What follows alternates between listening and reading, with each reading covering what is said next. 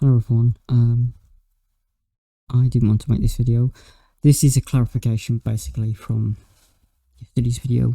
Someone didn't understand the points that I wanted to make, and I thought maybe I would include some history about why I made that video and why I'm going to take it down and replace it with this one.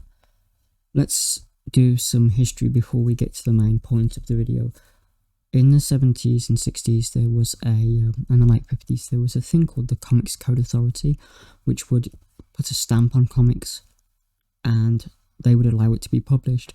They had a series of rules, and some creators did not like these rules, and they would do things that would circumvent the rules. This person that I'm going to be talking about went on to do this with a character that he invented with two other people, namely Powergirl. He also created by himself the Punisher and Miss Marvel, the original Miss Marvel, who became Captain Marvel. Okay,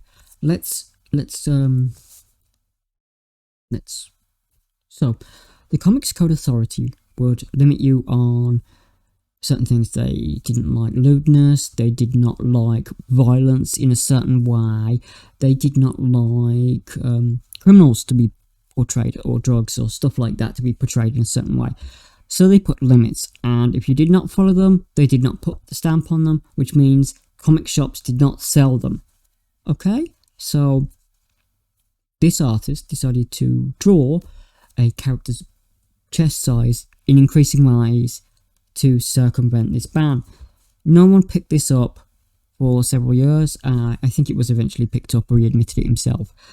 But by that time, the CCA, or Comics Code Authority, was basically impotent in its stopping of said protest. Some people did leave and start their own publishing companies, but again, it would be very indie comics back then, and get them in stores without a CCA sticker on them was very, very hard.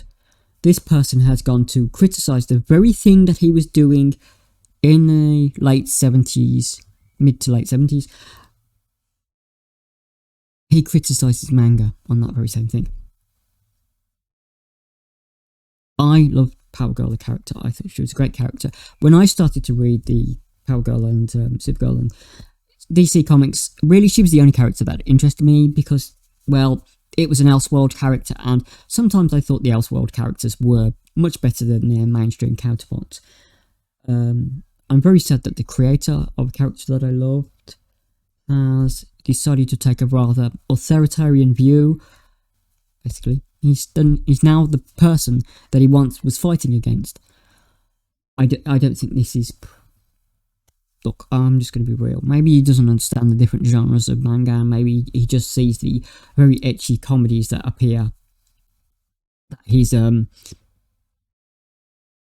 cohorts are flipping out about, such as Uzaki-chan or Nagatoro, or, I don't know, High School DxD or something like that, or, I don't know, Rosario Vampire.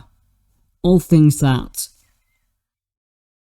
could be taken the wrong way, and people have melted down at certain things. And I'm not going on about things like that maybe push the boundaries, like, I don't know, a certain redo of a healer, or certain Isekai reviewers, which I looked at. And okay, so maybe he's changed his mind, and he has every right to do so, but I do find it very hypocritical. It does make me very sad that he's now become some sort of like censor figure, or he wants to become some sort of censor figure. When he created one of the most violent characters in comics. He created they were two of the most ecchi characters in Western comics. The one was, anyway. I fell out of love with Western comics, but it was nothing to do with Comicsgate or anything like that. It was much earlier than that. I don't want people labelling me as anything to do with Comicsgate, because I'm not. I left comics a long time before that. I left about the same time that basically when Wildstorm ended. That's when I stopped really caring about Western comics. Wildstorm produced some amazing series. which I might come back to at some point and talk about. Okay, so that's it. That's the whole thing. Basically, I think he's a hypocrite. I think he should not be using his platform or his influence to do the very thing he stood against. I think he might be very naive about manga, because there are lots of wholesome mangas, such as Anpan Man, such as Detective Conan, and you know, there are lots and lots of series out there.